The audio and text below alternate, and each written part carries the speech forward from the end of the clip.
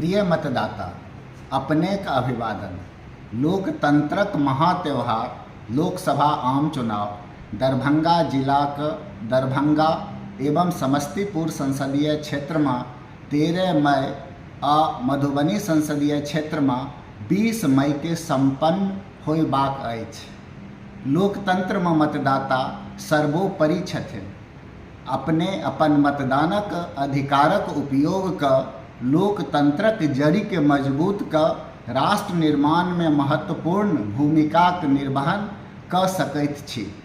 कोनो मतदाता छूटैत नहीं आ हमरा मतदान दरभंगाक सम्मान केर मूल मंत्र के अपना क अधिकतम मतदान प्रतिशत गौरव हासिल करबाक वास्ते मिथिलाक दरभंगा जिला कृत संकल्पित अछि। एहि संकल्प यज्ञ में मतदानक माध्यम से भागीदारी हेतु हम जिला निर्वाचन पदाधिकारी सह जिला पदाधिकारी दरभंगा जिलाक सब मतदाता से विनम्र निवेदन करैत छी।